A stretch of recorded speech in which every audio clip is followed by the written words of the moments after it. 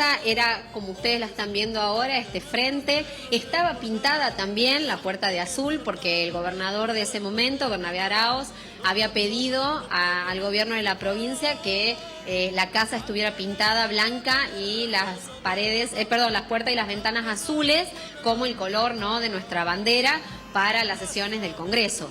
Así que todos los congresales que iban llegando a partir del mes de marzo iban entrando por esta puerta, si quieren. Vamos a entrar, sí, vamos a hacer los pasos de aquellos congresales. ¿Quiénes venían? ¿Quiénes tenían que venir? Bueno, estaban convocados todos los diputados elegidos a partir del Estatuto de 1815, que pertenecían a lo que se llamaban las Provincias Unidas en Sudamérica en ese momento, que era el ex virreinato, ¿no?, del Río de la Plata. Pensemos que la revolución inicia porque hay una crisis de la monarquía en España y que nadie sabe bien qué es lo que está por suceder, y que son momentos de mucha tensión donde hay ideas liberales que están, digamos, resonando y dando vueltas, pero también hay como una estructura muy importante colonial de antiguo régimen en la cual, ¿no?, se comunican y se expresan las personas, ¿no?, y la sociedad misma. Entonces son momentos complejos y no todas las ciudades estaban dispuestas a mandar sus diputados. Paraguay hace su proceso revolucionario separado de nosotros. Montevideo dice que no va a mandar a sus diputados y a ellos se unen las provincias de lo que hoy es el litoral de la Argentina, justamente porque estaban en contra del centralismo porteño. Córdoba casi no manda a sus diputados tampoco, justamente porque estaban adheridos, ¿no?, a esta causa del litoral. Y bueno, las provincias que hoy pertenecen, Chaco, Formosa, y desde La Pampa hacia el sur tampoco, porque estaban habitadas todavía por las comunidades originarias y entonces no formaban parte, ¿no?, de lo que nosotros conocemos en la historia como las provincias históricas. Bien. ¿Y por qué entre todas las casas de Tucumán esta justamente? ¿Qué tenía esta casa o los propietarios de esta casa? Bueno, esta casa ya no estaba habitada por la familia de los Laguna Bazán, y ya la había alquilado el gobierno de Tucumán para almacén de guerra cuando llega el ejército en 1812, antes de la batalla de Tucumán.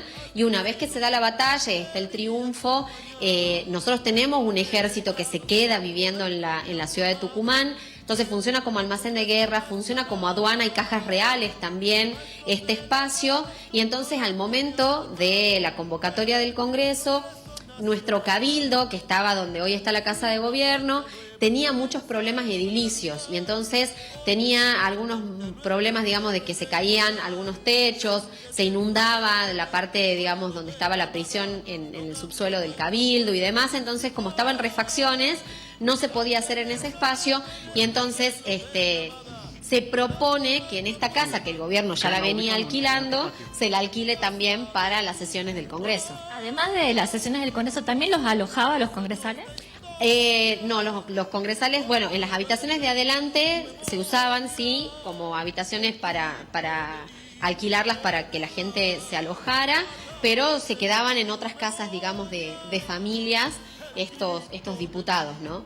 Ellos han empezado a llegar a principios del mes de marzo y el 24 de marzo de 1816 se da la inauguración, digamos, de las sesiones del Congreso. ¿Y qué estaba pasando entonces por estos días en 1816? ¿Cómo podés describirnos la importancia que tenía, la trascendencia de ese evento para toda una provincia, para los tucumanos, por supuesto, para el país?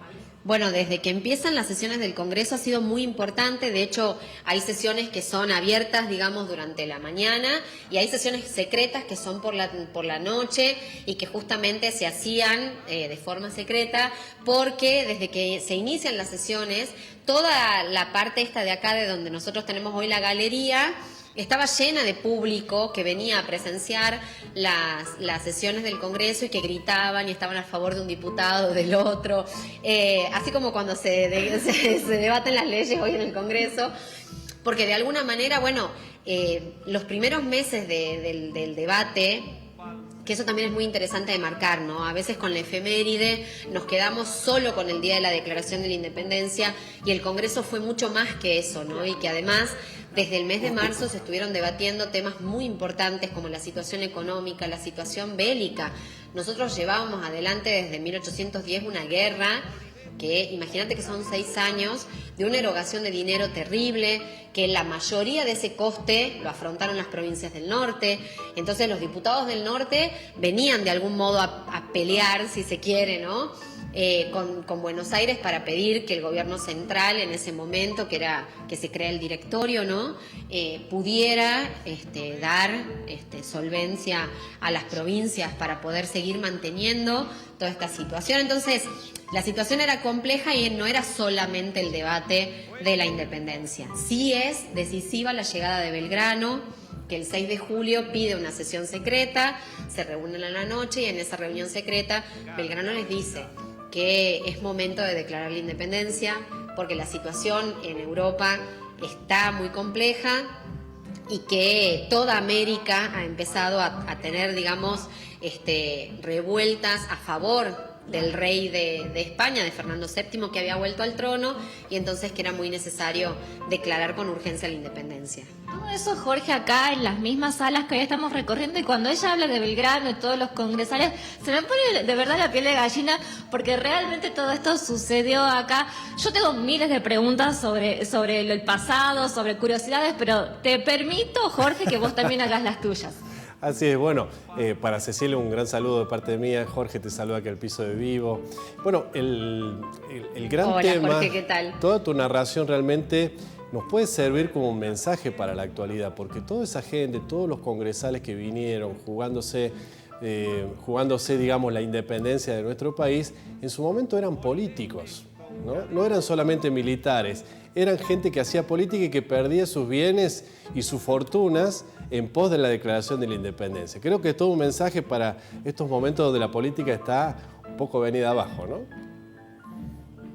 Sí, me parece que es muy interesante esto que decís vos, ¿no? Que en realidad muchos de ellos son políticos porque la fuerza de las circunstancias así lo requieren. De hecho, muchos de los que declaran la independencia son religiosos, son personas que pertenecían tanto al clero regular como al secular, o sea, a las órdenes religiosas como a los sacerdotes de parroquia, y claramente los sacerdotes no hacían lo que hoy nosotros conocemos como política. Por eso también decía yo al inicio que son prácticas coloniales, ¿no? De antiguo régimen, en donde no existía separada las esferas de lo político, de lo social, de lo económico, ¿no? Sino que era como un todo en esa sociedad, y esta gente tiene que hacerse cargo de participar en congresos, participar en asambleas, y es como vos decís, no se les pagaba por hacer esto. Entonces muchos que se dedicaban, por ejemplo, al comercio, bueno, durante mucho tiempo no pueden seguir con sus actividades económicas normales porque están atendiendo a la causa de la revolución. Entonces sí es muy importante.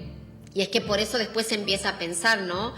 Una vez que ya está declarada la independencia y los sucesivos congresos que se van a ir haciendo, en que se les pueda pagar, ¿no? A los diputados, justamente para que puedan trabajar de eso y hacerse cargo, ¿no? De poder cumplir con ese rol político.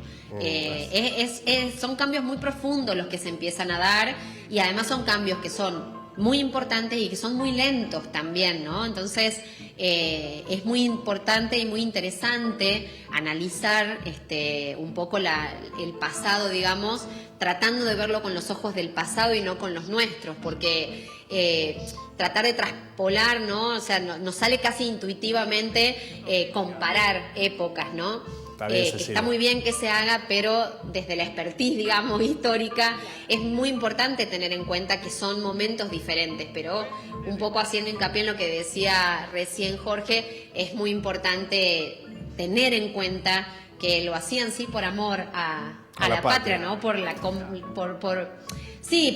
un convencimiento, ¿no? De estos ideales de la libertad, de la importancia de la independencia, de la autonomía. Muy bien.